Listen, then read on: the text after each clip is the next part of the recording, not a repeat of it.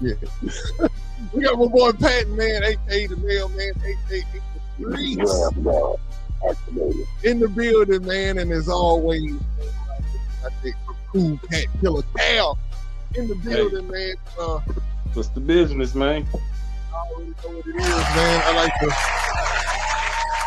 welcome you guys and everybody else that's out there, man. Hey, it's about to be a good show. Hey, we right now we trying to I'm pretty just like everybody. We were trying to figure out what we were gonna be talking about on the show today, and I was like, man, we still got to talk about this this coordinator search that's going on, which I'm pretty happy that it's going the way that it's going. It's seeming like they taking their time. There's no rushing really going on like that. So. I know we're going to speak upon the different candidates that we hear, especially like the Brian Johnsons and all of that old kind of stuff. See, like, where is that even coming from and how does that even mesh well with what we got going on as a team? And also, we're going to talk about that Pro Bowl, man. I mean, I don't know what that is. I don't know. It almost felt like when I was a kid and we used to have to go to the park and stuff for free lunch and stuff like that. And you used to have to get involved and do some stuff before they gave you the lunch or whatever. It just looked like it's real retarded, bro. I'm not digging the Pro Bowl at all. And just anything else, man, that y'all want to bring up in the bull ring, any questions or anything that y'all may have, man. Let's do this. Freestyle Friday. Yes, let's do it like we always do, man. And get into this thing, man. Well, first, man, I'm not gonna lie, y'all. I've been seeing a lot of stuff going on with this, like I say, the search for the OC, and I'm digging the fact that these boys are actually taking their time. Somebody said something. I don't know if it was one of y'all or did I read somewhere, but somewhere about how these interviews can be indicative of the staff that's being put together. You know what I'm saying? Yeah. And I'm like, I don't know. What do y'all think about that? Y'all think that we are seeing interviews going like towards the staff that's being put together? And if that's the case, then who's going to be the head? Well, if let's just say is with everybody that they've been interviewing, they all have worked with Chip Kelly at some point. So if Chip is the main draw, they are collecting information on him. So in hindsight, yeah, that makes sense. But even if he's not, none of these guys they're interviewing have no offensive coordinator experience. And, I've said before that I don't want no guy that I don't want to go through a whole other Bobby. You know what I'm saying? First year on the job, learning curve. Like, nah, come in with some type of structure knowing what the hell to do. Now, I mean, hey, sometimes guys, when they get these jobs, they do good out the gate. You know what I'm saying? They learn how to, they learn how to make adjustments on the fly. Mm-hmm. They're not scared to call certain plays. They're not scared to give their quarterback freedom. There's so much we don't know. All we can do is speculate, I also read today that, Chip Kelly wants to stay at Ohio State. I read that today. He's not even worried about or considering an NFL gig for the simple fact that he's on the road right now scouting. And if that's the case, like, y'all know I've been pounding the table for goddamn Doug Peterson. He at the highs right now chilling. Go get my guy. Hey, but somebody else who I thought about, and somebody, I know we said this outside of the show, but somebody said it online and they kind of brought it back, right? They were like, how would we feel about like Gruden? What y'all think about that as a candidate? Like, would that just be too crazy to have John Gruden here? I don't know if his that's a good one. I don't know if his style really fits the way that D'Amico and Caserio like to do things.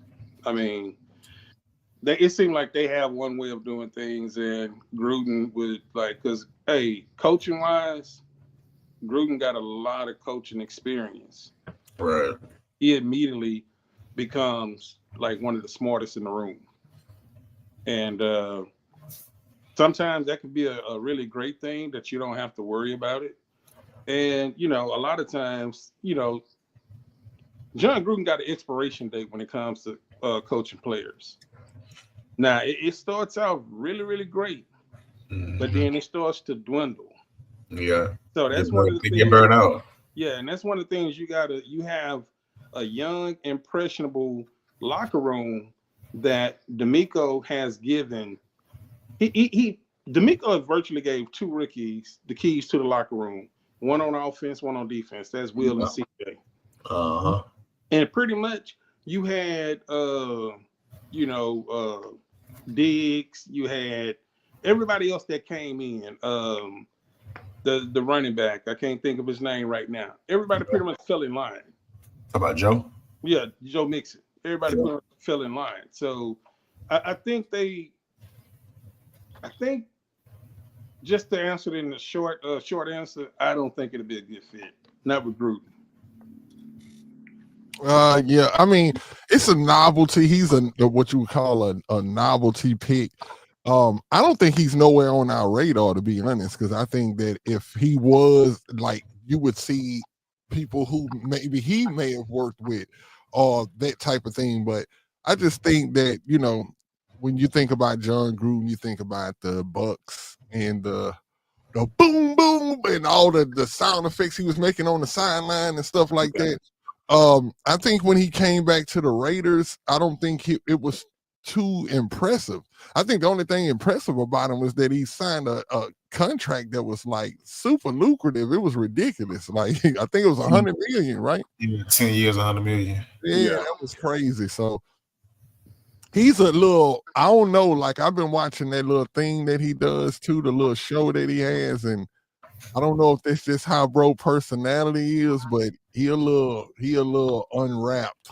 Like, he not wrapped too tight. You know what I'm saying? So I say this about Gruden, bro. Gruden is a great fucking X and O's coach. Damn good. It's just like Cal said, man. He has a tendency to rub guys a wrong way at some point. Like, that shit works on certain players. That shit works on younger players. I don't see a guy like Tunsil like falling for that. I just don't. I just feel like the Brian Johnson, like, I know I brought his name up, right? Yeah. He was he was an eye opener for the simple fact that, I don't know why they showed a picture of him in Philly though. Like, sometimes when you see people put these pictures up and they like, look, this guy, this and that, and then they show him in this Philly uniform, in which allowed for a lot of people in the comments. They were like, hey, well, at least he's playing in the Super Bowl, and he's gonna come with the Super Bowl experience. Brian Johnson. Yeah, Brian Johnson is actually with the Commanders, but the picture that they showing is from when he was with Philly. So they showing his Philly, and now I'm pretty sure that the person who posted that done that just so they could get that kind of reaction from people. Like, hey, this is the guy, he's from Philly. Here's the reason why they showed that. He was the offensive coordinator for Philly. In 2023, he got fired. That's when Philadelphia started off 10-1. They went through some injuries. They went through a spare. They went down the drain, and they blamed him. Sirianni got rid of. Well, no, it wasn't Sirianni. I think it was the general manager. Harry Roseman got rid of the offense and defensive coordinator, and Harry Roseman hired his own offensive defense coordinator. So the reason why they're showing you in a uniform in Philly, because by record, he was the offensive coordinator over there. Okay, and what you said was the record why he was there? Well, they started off real hot 10-1. And I think Jalen had ended up getting hurt, and I think they lost. They went like 1-5, and they flamed out in the playoffs or something like that. Oh yeah. He was a scapegoat. Yeah, he was pretty much a scapegoat, but he's a Houston Baytown native. Yeah, I heard that from Stresses. But also, what do y'all think about him? What do y'all think about the fact that he's over there in Washington and his titles over there are assistant head coach? and he's the pass game coordinator. So that's what kind of made my radar go up. I'm like, bro, over there, assistant head coach. You know what I'm saying? That's. I mean, how close do you need to be to the offense in that? You know what I'm saying? In that fashion. So I just think that he's a good candidate. I don't know if when you think about everybody else and what everybody else brings to the table, he's done it. You have y'all been seeing that the going thing has been, has this person ever done it? Has this person called plays? Like even what Patton just said, a lot of these candidates that we've been bringing in is people who don't really have that experience, but he does. Let me ask you this. This for both of y'all. You go from offensive coordinator to passing game coordinator. Mm-hmm. The OC in Washington is Cliff Kingsbury. Right. Mm-hmm. Don't fall for it. All right. When I say don't fall for it, let's go back to our season, week 1. We just knew we had the best O-line in the league because the way we was running the ball, right? Mm-hmm. We fell for it. Joe had to really work his ass off for every time he got a ball for 3 yards. When he would pop one, thank God. But the first game fooled us. Well, my question to you all is, with me saying what I'm saying, how do you feel about a guy going from OC to passing game coordinator to potentially coming here?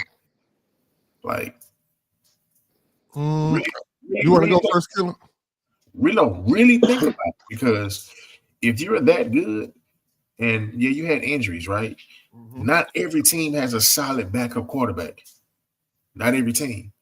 Some teams, due to their scheme, can plug in a quarterback that can manage the game at a very minimal level, right? Mm-hmm. I feel like we got with Davis Mills, knock on wood, he can come in and manage a game. A game. I ain't saying 2, 3, 4, 5, 6 games, but at least manage a game. Mm-hmm. You can scheme around. Hey, Philly got a stout ass offense. The offensive line has been good for the past 10 years. They're good. You mean to tell me y'all couldn't get shit going and y'all lost some games? So he was a scapegoat. So I'm saying, like, knowing that, do you really feel comfortable bringing that over here? Because you can't say, oh, he's credited to what Jaden Daniels did. You can't say that, because you're right. People can say the same thing about Bobby. Well, look what we did with CJ in year 1. It was all anomaly. Like, you caught everybody slipping. Year 2, what happened? Like, you know what I'm saying? Like, just where do y'all stand on that? If we hire him today, we wake up tomorrow morning, he's the new OC. How are y'all about that? I mean, I won't be as upset as I would be if I heard other names. That's what I'm saying. Brian is probably, he done put his, well, who all the guys that's been interviewed so far, y'all? You got Jeff Nixon, that's the Syracuse OC. Thad Lewis, Tampa Bay quarterbacks coach. Greg Udinski, the Vikings offense coordinator, 29 years old. Gerard Johnson, Bill Lazor, Brian Johnson. But here's Nick Caley. Nick Caley. But here's one name that that popped up when I was doing the search. They interviewed, I think they interviewed or going to interview the offensive coordinator for the Green Bay Packers. His name is Adam Stanovich. He's been an offensive line coach, run game coordinator. Now he's the offensive coordinator for the Packers from 2022 until now. So even though, you know, Matt LaFleur is, I'm saying he the play caller. Yeah. So right now, I don't care who they hire. You're gonna have half of the fan base gonna say he ain't good enough because he ain't done this. Yeah. You're gonna have the other fan base that says, well, you got to get your store somewhere. So it's one of those things that if you want to pick the one with the most experience, right now that that Adam guy, the offense coordinator from Green Bay, has the most experience. I mean, if you want to put Bill Lazor off in there, but I don't think Bill Lazor is going to get that job. Nah, I But don't see it. And we don't really know what scheme would Bill even run. You know what I'm saying? yeah, that's what I'm saying. I just took him out of the equation. I just really think that right now, as an organization, you have to do your due diligence and bring everybody in. That's why when I was laughing at a lot of people saying that Bobby interviewed for 11 jobs, 10 jobs, 8 jobs last year, and he didn't get one of them. That's the coaching cycle, man. Like, if you pay attention to the way the league is done, every team probably change. Like, the league changes coaches, like 6 to 8 coaches get fired every year. Mm-hmm. They will bring in about 10 to 12 head coaches to interview. So it's not a thing that, oh man, Bobby, he didn't get hired and he interviewed. Like, these guys that I named probably interviewed somewhere else and we have no idea. They probably they actually clock those as like practice. Like those. It's almost like as a candidate, you want to kind of get like, hey, I've been interviewed 3 times. Like that actually counts. So it's like not only that, Nitty, is say for instance, you own like you the general manager of Tampa Bay. Patton is the general manager of the Raiders. I interviewed with both of y'all, but I didn't get that job. Mm-hmm. It might come a time 2 years from now that y'all gonna say, hey man, remember we interviewed, Killer Cal? Yeah. Hey, we bring him in again because he was very, very impressive. Mm-hmm. Or I may go to another organization. Like, I may have been overruled on who I wanted to hire. I may have wanted to hire you, or you wanted to hire me, but you couldn't. Now you got full autonomy to go and hire whoever you want, and it's the guy that you interviewed. So when you interview, each time that you interview, you get more comfortable because you kind of know the way the system goes. They want you to break down film. Who is your staff? Who you going to bring in? What kind of culture you going to bring in? So you kind of get used to it. So that's just one of those things that, when people's laughing that Bobby didn't get a job, like, okay, that happens. Like, I guarantee you, all these guys that's interviewed, this is not their first time interviewing. Oh no, it's definitely not. What you were saying earlier, Patton, about not falling for the whole like Brian Johnson thing. My question would be, or my retort to that would be, you think that being that he's the pass game coordinator, right? / assistant head coach, you don't think he has anything to do with the success of Daniels this year? You think he had nothing to do with that? I feel like because he had that attached to his name, assistant head coach. Look at who your head coach is. Zimmer. No. Yeah, Dan Quinn. My bad. I don't know where the hell I got Zimmer from. They remind me of each other so much. Dan Quinn is a defensive head coach. Mm-hmm. Dan Quinn was also a head coach in Atlanta for a while, right? Even though we don't have one of those on the team, if we had more of a seasoned guy or somebody that D'Amico trusted, you know what I'm saying? We would have that role. Like, let's go back when we had when we got Cully. We had Cully, right? Mm-hmm. Lovey was assistant head coach. Yeah. You know what I'm saying? Though that title goes to the person that coach, the head coach, trusts the most. Now, hey, that's great. You trust this guy because you feel like this guy may be, a head coach one day. He may get a better role one day. You know what I'm saying? But how that works, like how we work, my guy Peyton, streets, the way that shit works. Give me I lost my train of thought. I'm sorry. With D'Amico, D'Amico's a defensive head coach, right? He's not calling plays on offense. When the offense is on the field, D'Amico doesn't have a play call sheet in his hand. He's looking, right? Mm-hmm. When the defense is on the field, him and Matt Burke rotate the call play. Sometimes D'Amico calls, sometimes Matt Burke calls. You know what I'm saying? Mm-hmm. So you have to understand that. Now, going into my next point with it, this guy isn't calling plays. Cliff is. The most he's doing is probably letting Dan Quinn know, hey, on this next drive, we see X, Y, and Z. This is what we're going to do. You know what I'm saying? Or he may be communicating to Brian and saying, or Dan may be communicating to Brian saying, hey, I see the type of defense they in. Y'all should attack it this way. You know what I'm saying? Hold on, let's do this. Let's dig a little deeper. Pause. Let's explain to people the difference in the job of the actual person who's named the offensive coordinator, and why would they even need a pass game coordinator? Like, what is the pass game coordinator's job actually? What would you say is their job? If I had to guess, coordinating route concepts, understanding your receivers, who runs the better route, and what formation they can put them in. Understanding who can sit in zone, who can't sit in zone, who are your better blockers here. Like, they do a lot, but it's simple, but it's not simple. You know what I'm saying? They do a lot, but at the same time, you know, if the play is double slant to the right, who are your receivers that can run the best slant route on the inside? Who can run the best slant on the outside?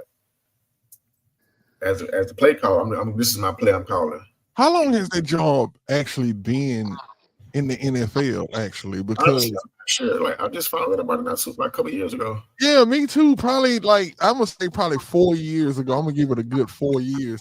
And all of a sudden, I started to hear about the run game coordinator and the Yeah. pass game coordinator. And I'm like, yo, like, is this some kind of microcosm of kind of like what the head coach does? You know, you got the head coach, right? He has to deal with He's the the overseer. OC and the DC. So is it that the OC has two people that he's dealing with? I'm dealing with the run game coordinator, and I'm running with the you know what I'm saying, the pass game coordinator. Like, it just seems like a job that just got split some kind of way. But I do believe that it has some kind of significance, some kind of importance as to why they would make this a place on the team. And I'm not the name kind of I can't think of it right now, but there is somebody who was a pass game coordinator before they became an OC, and they were actually pretty good as an OC, and they actually started out like as a pass game coordinator before they got their OC job. I can't think of who it was, but now McDaniels has been doing this thing for years. This is somebody new since that job came in. Since that job title came in, somebody came into an organization as a pass game coordinator, and they did pretty good as an OC. That's the only reason why I'm looking at Brian the way that I was looking at him. But I mean, I can't put my finger on it and say for a fact that, you know, that he has nothing to do with the development of the quarterback there. Because what's the difference between a pass game coordinator and a quarterback's coach? Like, what's the difference? Well, let me read what I just pulled up. A pass game coordinator in the NFL is responsible for designing and coordinating the team passing attack. They work with the offensive coordinators, quarterback coach, and a wide receiver coach. Coaches specifically passing situations such as third down, red zone, 2-minute drills, working with other coaches to design game plans and coordinating the pass game. So basically, you have an offensive coordinator that come up with a game plan. Mm-hmm. And as he developed this game plan, you have a pass game coordinator saying, okay, on 3rd and 9, 3rd and 10, 3rd and 8, 3rd and 7, what are the plays that we can run? So now they run to the analytics. Mm-hmm. See, once analytics was introduced to the game, there was more responsibilities for the offensive coordinator. Yeah. So now he's just not watching film. Now he has to break down stats, analytics. So now it's like, okay, well, we have to have a in-between guy. So you have the offensive coordinator, the pass game coordinator, the quarterback coach, the wide receiver coach. So you have the offensive coordinator that sits here. The pass game coordinator and the run game coordinator, they kind of neck and neck.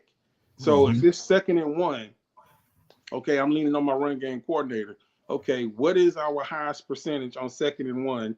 What do we do to get first down? What do we do to get this yard? What does the analytics say? And he Right. has to know that, hey, when we run Mixon behind Titus and Laramie, we guaranteed to get 3 to 4 yards. So that kind of like takes the thinking out of the offensive coordinator. So, okay, hey, this is what we need to run. And that all become like doing the game prep during the week. So it has its, it's they work in hand in hand. The only difference is they're not calling plays, but they hands-on with the wide receiver coach, the quarterback coach. So they're pretty much like an assistant offensive coordinator, minus not calling the plays from the way that they explain it to me. Mm-hmm. Larry say, don't forget the quality control coach that coordinates films and analytics. Hey, now I do know that's where you start. That's in NFL world. That's the bottom. Yeah. When it comes to coaching. But yeah, you know quality control. What that does is, see, just like we can watch all 22 and watch game film. I got a friend. His son has coached at the college level. He's a high school coach right now. Been coaching for like over 10, 11 years. It's different. He's a diehard Cowboys fan.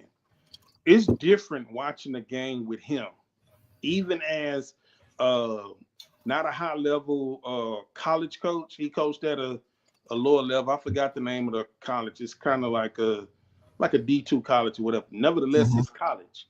Right. When you watching games with guys that all they're doing is studying film, he's a defensive coordinator.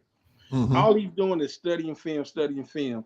When you watch the game with him, he see the game in a total different lens than we can ever imagine. So when you start your career in that film room, man, you're watching film. Just imagine your job is to sit down, take notes of every position, and you're doing that 10, 12, 14 hours a day, every day. You going home and you watching that every day. You knowing the formation, you knowing the lingo. You doing that for 2 years. By the time you like go through that whole boot camp, you can recognize stuff on the offense and the defense side of the ball. Yeah. And that's your baseline. That's the way that you get started, because once you leave this system and go over here, once you see that formation, that's the Texans, whatever, Texans 23-9. Over here and with the lines, it's called something else, but the formation and the whole concept is the same. Right. So you just knowing the baseline of, and that's where you really need to start. Like, even if you coached in college, you need to get that, that pro, experience. So that film room, man, that shit. That's some real shit, man. Watching football with this dude. This dude here, I'm 52. So his son is 20 years and he's 52. Freddie Jr. is probably about 32 years old, 32, 31. It'll blow you away just sit back watching film and watching the game with him. Because he sees stuff before you even know. When he calling coverages and everything, it's like, damn. Yeah. And you have a respect for that. That's why I don't shit on nobody who been in the league. Regardless if it's David Culley or Lovie Smith, man, they can sit down and run through film and we wouldn't know what the fuck they talking about. So exactly. All we know is that when the ball is hiked, we see such and such didn't block this person, but this person didn't block this. They looking at so much of the game at a depth. Right. They watching they watching the stances of players. They analytics on energy of the player. Like, what type of energy you think that this person may have at this part of the game. Like, it's a lot of stuff that goes on, man, because there's a lot of tendencies that players watch from other players. Like, hey, if he leaning back on this foot right here, this probably gonna be a run play right here. Or if you can't see the white of his his knuckles look white, like he really flexing hard right there. Like, you know what I'm saying? It's like you say, it's actually a lot of little miniature stuff going on in the game that a lot of us don't get to see. And that's why I love bringing those type of people on the show. Like, I be like, man, if you done played in the game, I know for a fact that there's certain things that you just can tell me that that just wouldn't know. And that goes in anything, like even with music. People think that, okay, once I hear the beat, and I'm dancing and I hear the lyrics, that's a good song. They don't know what really goes into making a song, though. You know what I'm saying? It's a lot. Right. I'm talking about there's so much into that, and this analytics in that too. You know what I'm saying? But at the same time, though, I understand what you're saying, and I'm trying to think it was something else, y'all. Hey, Nitty, let me hit one additional point. Uh-huh. Adam Stenovich, the offensive coordinator for Green Bay, before he became offensive coordinator, he's been the offensive line coach. He was assistant offensive line coach for San Francisco from 2017 to 2018. He was offensive line coach for Green Bay from 2019 to 2020, and then he was the offensive line coach in the run game for Green Bay from 2021. Mm-hmm. So you got a guy that's really familiar with how he wants his line to block. He's familiar with the run game, and he's been an offensive coordinator. The only thing is, he haven't called plays, but knowing how to recognize, run game, offensive line, and what we say our weakness is on this team on offense, it's the offensive line. Yeah. So I would like somebody to have some semblance of a background to know, like, hell, he coached it before, so he can come into that room and say, shit, if I'm the offensive coordinator, I know what type of offensive line that I need.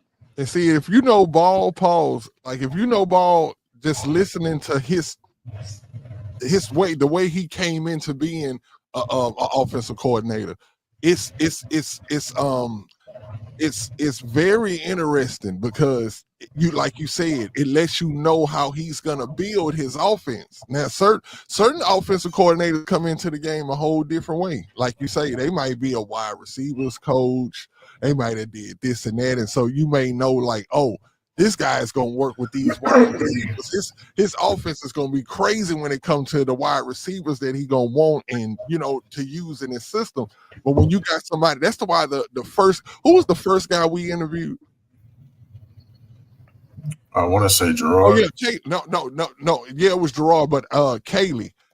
I liked the Kaylee interview because of how, the problems that we have on our team, right?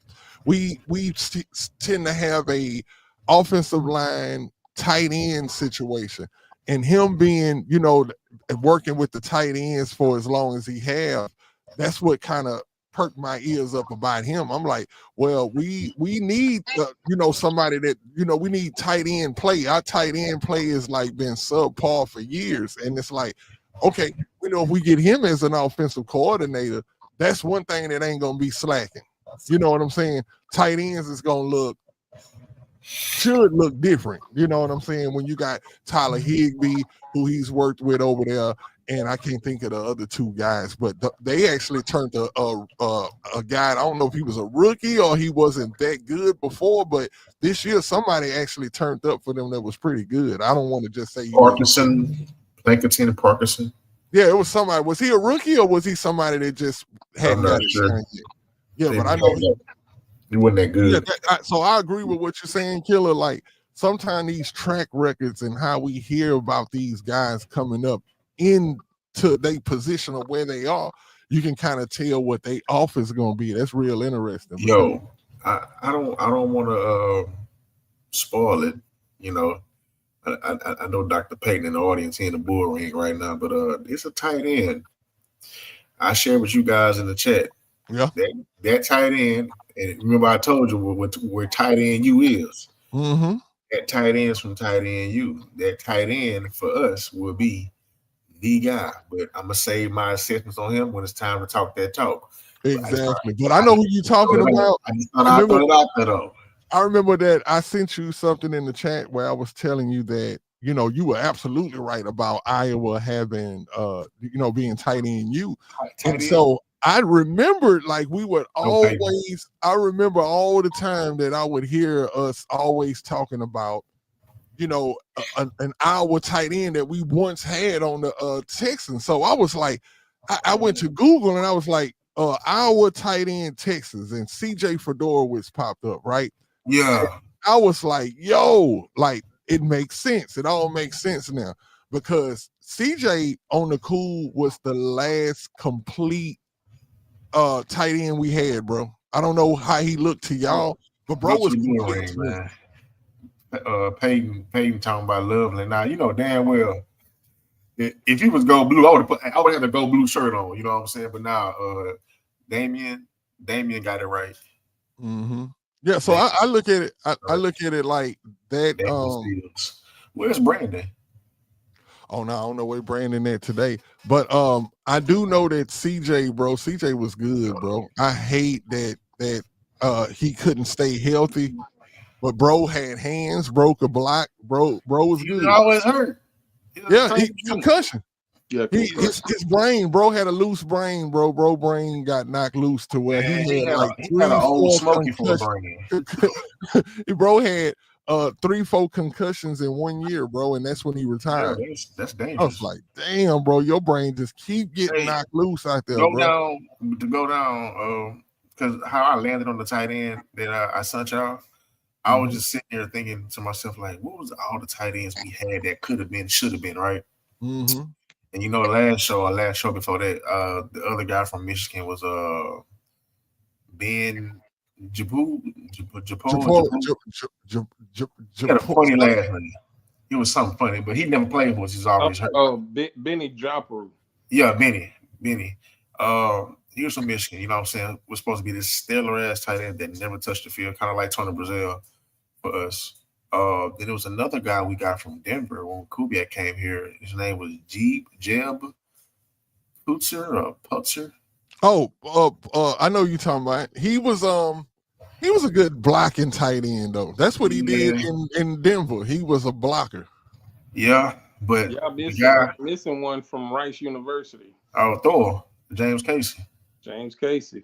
Casey wasn't a what's the name though, He bro? was He an wasn't H a back tight though. end. He was H back. I He's know. a Well, fullback.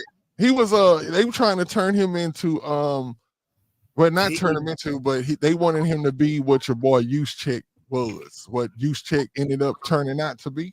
well when we had him, we had him.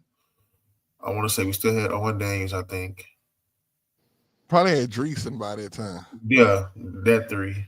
Did y'all like Dreesen? I didn't no. I mean, Dreesen was all right. he served his purpose for what he was asked to do. Hey, Like, Dreesen would catch that ball sometime in the middle of that field, and you couldn't guarantee you he was gonna get he was gonna get punched out. It happened like clockwork. I'm talking about if he caught the ball in the middle of the field wide open, the way that defense would close in and just boom, just that boy would cough that mug up every time, man. And hey, I want to give a quick what's the name too, man. To have our prayers like a moment of, if anybody have people that's up in Philly, yeah, because I just got a call not too long ago about plane crashing up there. My brother-in-law called me. Shout out him, man. He hit me up and was like right when it happened. So yeah, that's just fresh on my mind. So man, prayers out to, what I'm saying, the people out in Philly. I think they said it was 6 people out top that they know passed away. I think it's still being a sorted out. medical plane or something. It was a medical plane, but It was a medical plane. yeah, They said it was about the size of a Learjet though. Like it wasn't one of those like big ones. But if you see the explosion, right, it makes you think like, damn, if there was really a commercial flight, how big that explosion would have been. You know what I'm saying? Because that motherfucker already was enough to make people think it was a nuclear bomb went off. That smoke, that stack went pretty high in the air. yeah. But yeah, my boy say Garrett Graham. Yep, we remember Graham, man.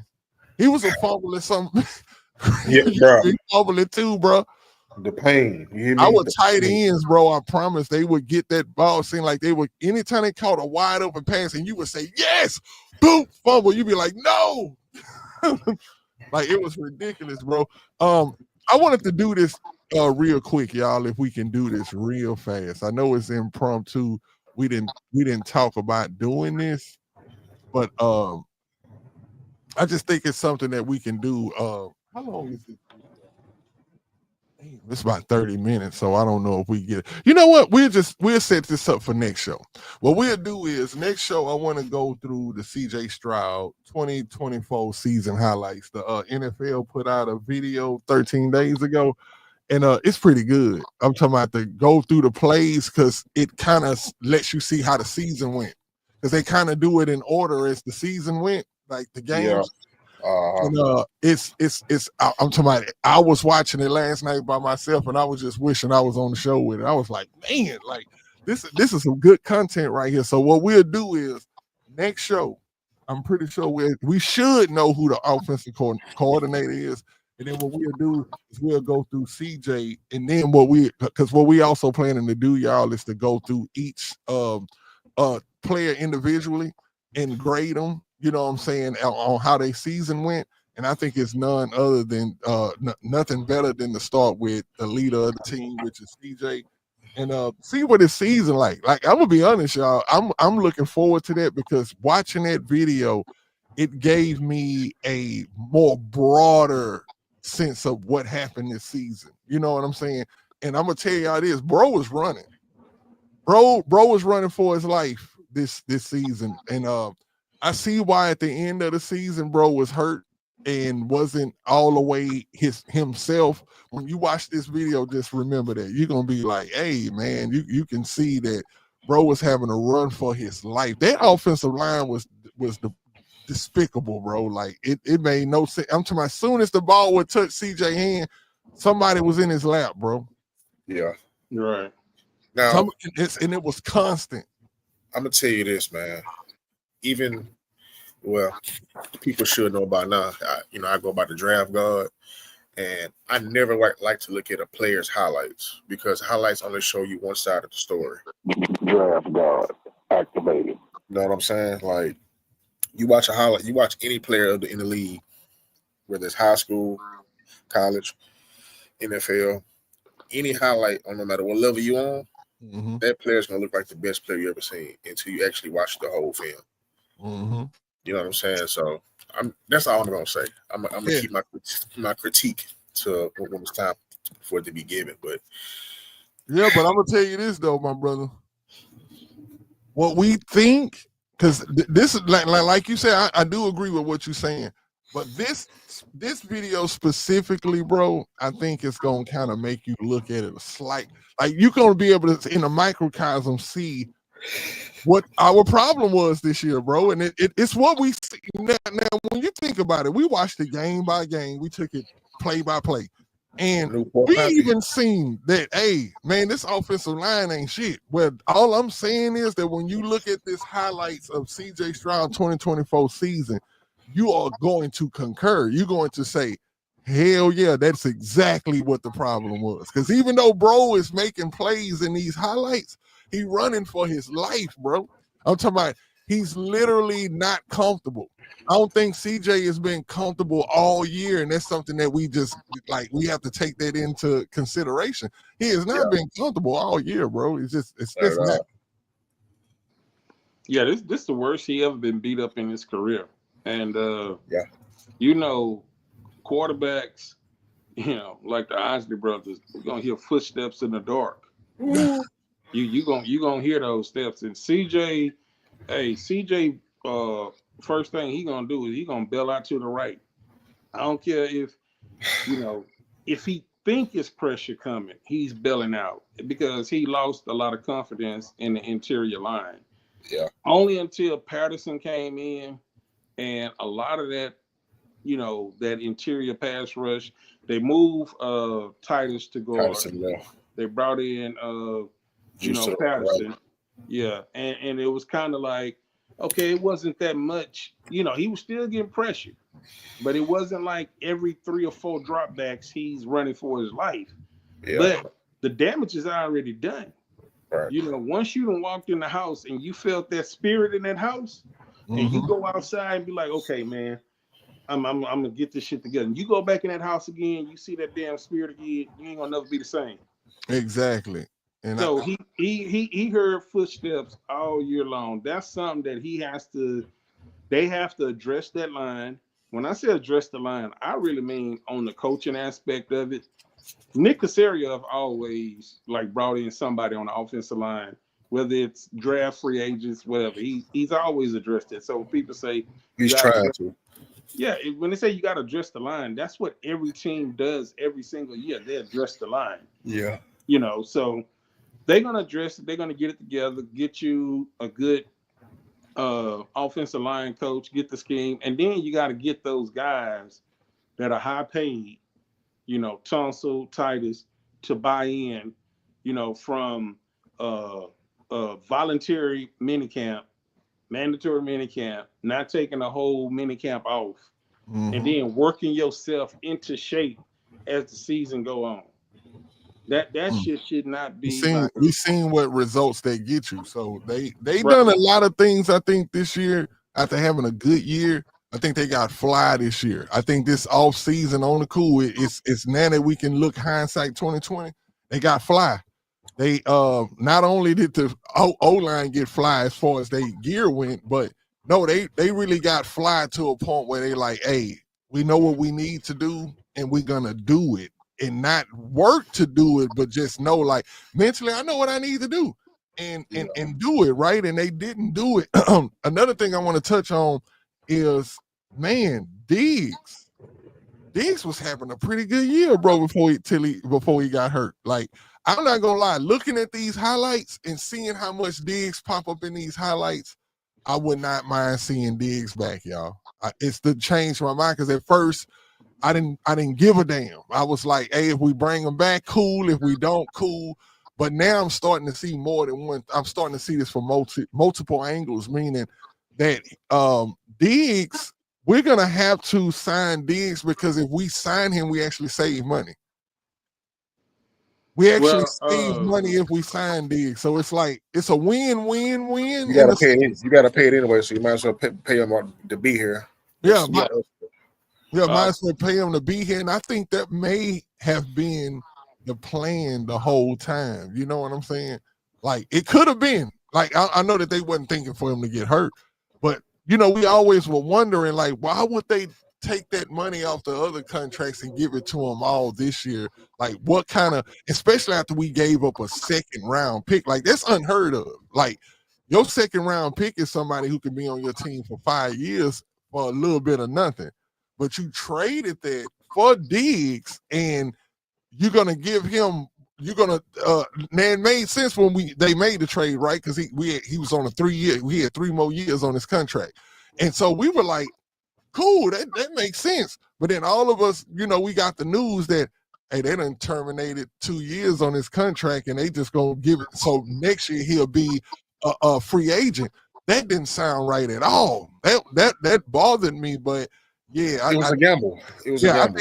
I think we bring him back. We definitely bring him back, and I'm not gonna be upset with bringing him back. I think him in the wide receiver room was impeccable. He definitely brought the vibe up. You heard what D'Amico was saying. It's like he a coach on the field. So you need that. Yeah, you need that. I love what he brought to the team as far as energy and dealing.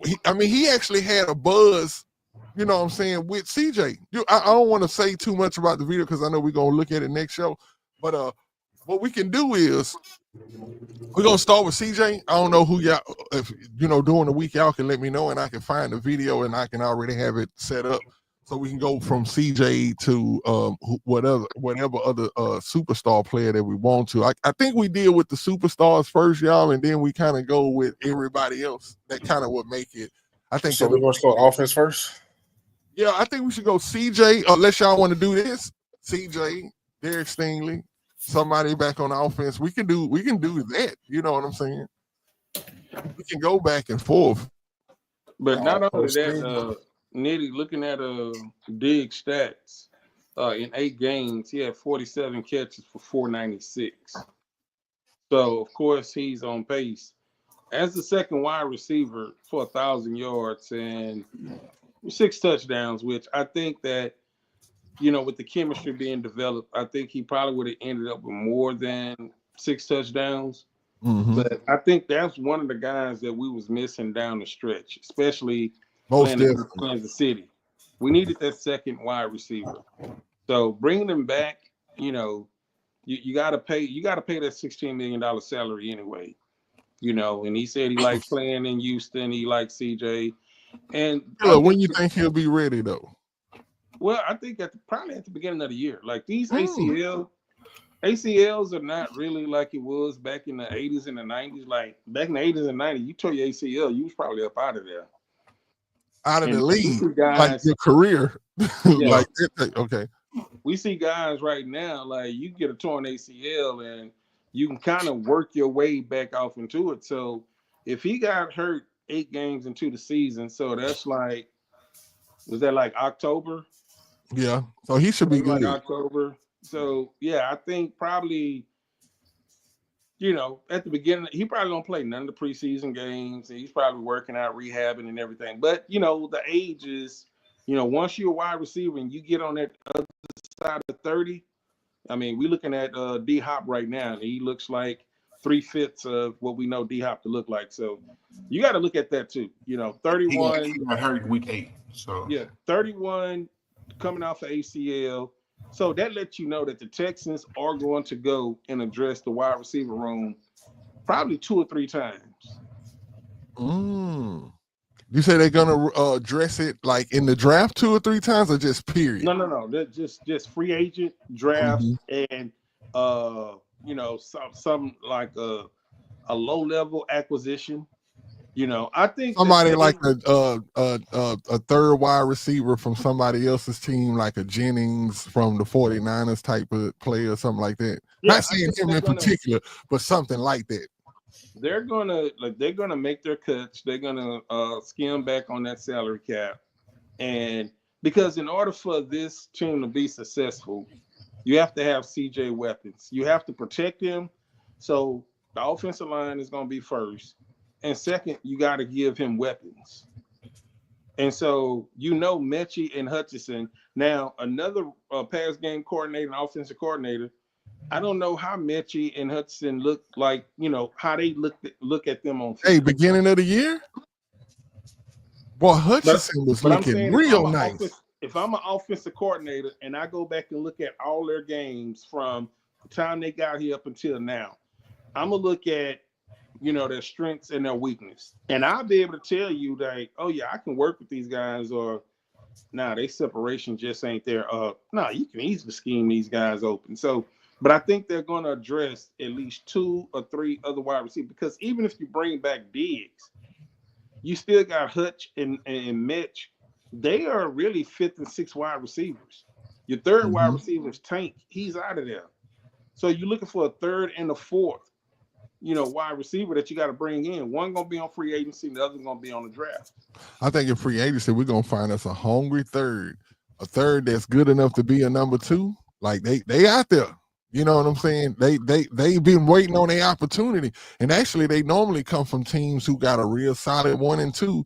And that 3 it could be a 2, but they lined up. But I want to go back to somebody who you just mentioned not too long ago, DeAndre Hopkins. I know we have a couple of more shows before the Super Bowl actually happens. Are y'all? I just gotta ask my guys though. Do y'all want to see this man win a Super Bowl? Is it in your interest to see him win a Super Bowl? Go ahead, Patty. No. I can answer the question too. I'm gonna say no, but I'm not one of these highly emotional fans that are, oh man, fuck D Hop. D Hop ain't never done nothing to me personally. No, nothing. When he done something to me personally, he told my wife it's riding in the back seat of my wife's Uber. He told her that he couldn't give me a picture. So yeah, it's kind of personal for me, bro. I don't want to see bro. I want to see bro win shit. I get that. But I want to see bro win shit. I'm just being honest. I don't want Kansas God bless City, his mama and all of that, but I don't want Kansas City to do this, this historic, because I'm about to throw up right now just thinking about Kansas City. Oh, they're going to 3-peat. He's Jordan, and he's going to be the greatest. They act like Tom Brady never existed. Like, but haven't we? Can I say this? Do we think that that the perfect team to go up there and beat these guys up, the next weekend coming around? Do y'all think like I don't think this could be nobody but Philly. Like Philly is perfect for what they are gonna go in there and do to Kansas City. And I know I think I seen a Kansas City fan on here, Chief 24, talking about Chief Dynasty. We was ignoring you, buddy. But anyway, I think that they are the Chiefs are a finesse team. We all know that. And how do you beat finesse? You got to beat them up.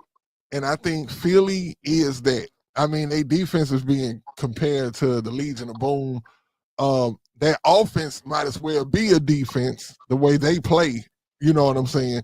I just think they finna get beat up. I think there's no way that Kansas City wins that Super Bowl. So I don't think it's nothing that we have to worry about as far as a 3-peat or 3-cheat or cheat-peat, however they want to say it. But me personally, honestly, I don't want to see Hopkins win like that. Number one, because he said something about us. He's still bothered. Like, he's still bothered about the fact that in his career he was traded away like how he was. And I understand that. I can understand you still being bothered, but I think the fans should be more bothered than what you are. I think that once they asked him that in Kansas City, like, bro could have waited till the week. You know, when they give you the media week when you could just sit up there and do your media run and they talking all week. Maybe you could have threw it in there, but it just seemed crazy that right on the field after the game, he like, you know, I got traded away for peanuts and I don't know. I guess I don't know. As a former player, maybe y'all can understand where that's coming from. But to me, I feel like somebody said too that, you know, Hopkins is one of those types that he doesn't understand that the fans were really upset that he got traded. They say sometimes it seems like he has a problem with Houston as a whole sometimes, not just the organization. In the offseason before he went to Tennessee, dude was openly campaigning to come back to Houston.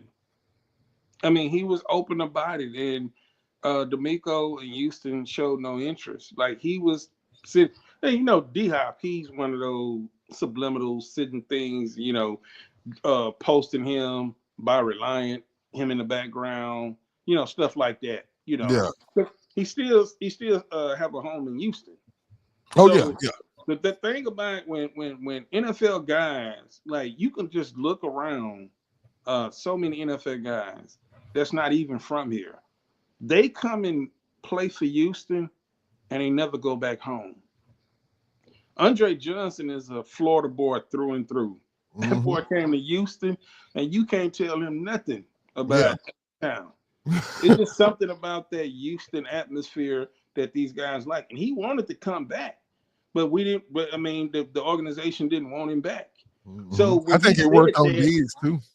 When he said that, it was a shot toward the other regime, not this regime right here. So, but a lot of times our fans get so emotional and it's always, oh, F him, he's not with us. And I don't know him enough to put the energy out in the universe to, you know, send something negative his way. So I don't want him to win a Super Bowl because. Were you happy when Jacoby won with the Ravens? How did you feel? How did you feel? Because, see, Jacoby took a lot of the heat because he tried to make a play and it was a fumble, and they blamed that whole Baltimore loss on him. Mm-hmm.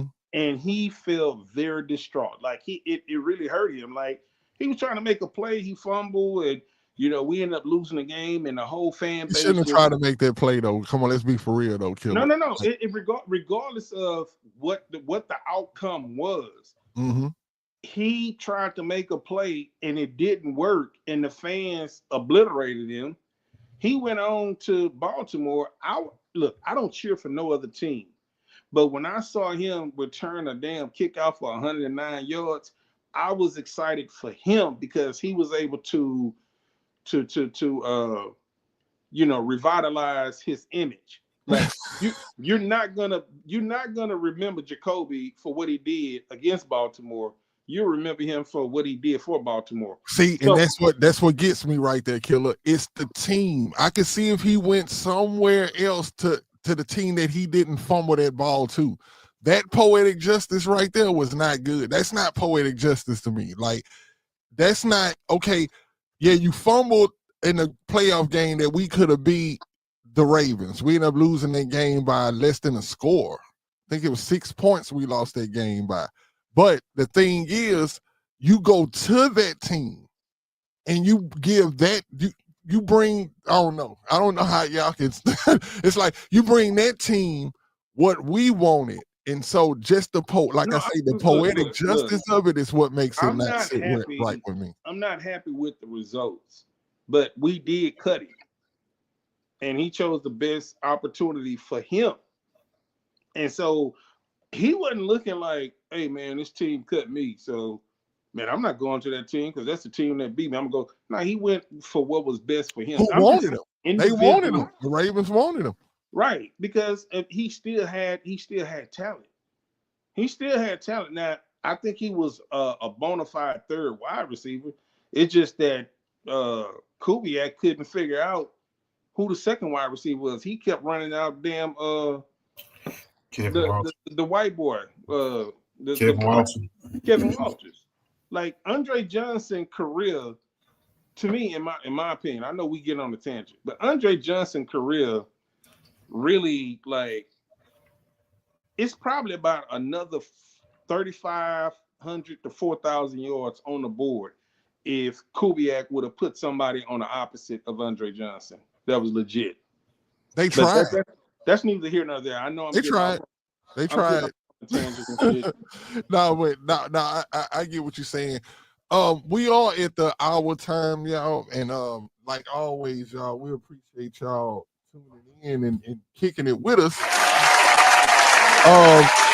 But we are getting ready to round that corner to where we let y'all go, and we will definitely be back here Tuesday at 9:00.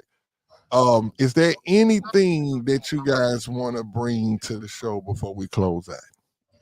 I can't wait till it's time to talk draft. I'm chopping at the chump like I'm man. I know for sure. I'm man. Look, pause. I'm fiending to talk about the draft. I can't wait till this OC gets named because that too. We're gonna be able. Oh, it's so much juice. Like, you know what I'm saying? That's gonna be like whether the good or the bad. Because one thing I know about Houston fans, they don't all know ball. Pause. And sometimes we all just look for a great thing. Like, remember we talked about John Gruden earlier.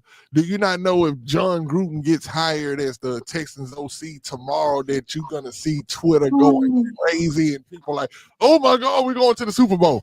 Like, if that was to happen, it's a big name. It's because it's a big name does not mean that that's what's going to go down. Stay tuned in with your boys, though, because we're going to give y'all that in-depth of no matter who this OC is, we're going to be able to give y'all some kind of picture of what this person is going to bring to the team, what their offense is going to look like in comparison to being on a team with a defense like the Mikos, because the offense and defense help each other at the end of the day. So that's what I'm looking for. Killer, what you looking for, man?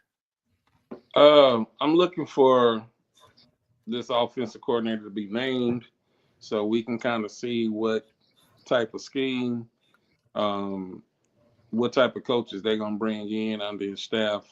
And we can just kind of look that up. And then I'll be looking for, when we start to, because we got the pre-June first cuts and then post-June post. Yeah, so you'll know what type of salary cap you're working with and all that other stuff. So, free agency come first and then the draft. March. Right? That's all I'm going to say. Free agency is in March. Yeah, so when when the NFL season kick off, like they're gonna have to rework some contracts, make some cuts, because right now we're sitting at $6 million, but even with that, that's probably allocated to the draft picks that we got to sign anyway. So, so we really don't have any money. So it's going to be a lot of restructuring. Appreciate that, Larry. Yeah, league year, March 12th. March 12th. So it's going to be a lot of restructuring. And once we start to see that and see what kind of money we're working with, and, once that free agency start, man, I don't think we're going to be day one, day two, acquiring people. But that's what I'm looking. I'm looking for the first day of, NFL offseason to start. To see exactly how we gonna build this juggernaut. I like I say, man, I can't wait. It's like God, it's so crazy just waiting here. Like this is like Christmas, like a child waiting for Christmas. Like it's very hard, like to sit here and just wait to see what they go. Because like it's like it has our hands tied as a show because we don't know exactly what this is going to turn out to be like. And boy, I'm telling y'all, once we know who this OC is, the way how our brains work, man, we're gonna have so much content, like as far as bringing y'all what this OC and what this person can do, the type of players that we may bring in, how Nick Caserio may go about building this team, because this will be Nick Casario's third or fourth year with us. Fourth. It'll be his fourth, and I think that we kind of understand how Nick works. No, fifth. Number 5. Yeah, we kind of know how Nick works. Nick can put together a team, and he can put it together on the fly. I've seen him do it, and the both times that I've seen him do it, he's actually been like successful. He hasn't just threw no junk out there. I'm talking about even when we had Rankins and all of them guys that he signed for 1-year contracts, that was an actual formidable team. What he did this year, he actually did better. So, like I said before, I want to see who he puts in for these 1-year contracts and this person who we bring in. But I definitely want to see. I think they're going to keep that offensive line the same, because I seen the Houston Texans make a post about the offensive line, and they had, Hunter, and as you scrolled over, you seen people. Barnett was still that, like different people who that might contract that's coming up. They still promoting them as being part of the team. So I think D'Amico might be banging that table and like, look, that offensive line that we put out there last year, I want that again.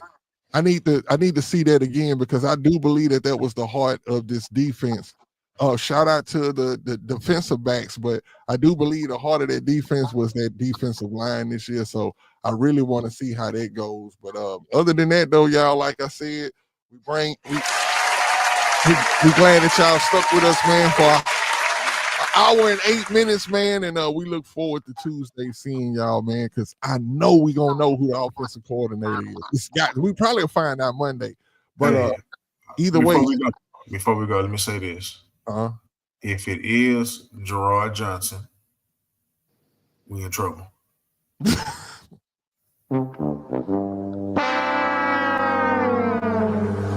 If it is Gerard Johnson, I just think surprise, motherfucker. I'm gonna be surprised. I'm gonna definitely be surprised, and I don't know. I know I'm good at this though, y'all, and I believe we all good at this. We're gonna build. If it is brother Gerard Johnson, we are gonna build him up. We gonna have our belief in him, because I'm a Texans fan. So I'm gonna do everything in my power to just be positive. You know what I'm saying? But Hey, I doubt that it's Gerard Johnson. I seriously doubt it. Let me say this. Looking at the resumes of these other coaches, if it is Gerard Johnson, then I'm not going to blame Caserio. D'Amico is running an incompetent organization over there. You shouldn't have a guy that's been a quarterback coach twice. Now, the only thing I can say now, and we'll end this real soon, because I was curious about Kyle Shanahan. Kyle Shanahan, when he cut his teeth, he was wide receivers coach for the Texans for 1 year. Mm-hmm. Next year, he became the quarterbacks coach. He did that for 1 year. Year after that, he was the offensive coordinator. So we have seen. Now, I know people going to say, but he's a Shanahan. Everybody that carried the last name doesn't necessarily be successful. Bill Belichick got a son, and I don't know what the hell he do. Mm-hmm. So before everybody say, well, he's a Shanahan, he was destined to be great because his dad was great. That's not how it worked. But we did see a guy become a quarterback, a wide receiver coach, quarterback coach, offensive coordinator. So, and I want to say this too about Gerard Johnson. Gerard Johnson has been coached under multiple offenses, not just the Shanahan. He's been under different ones.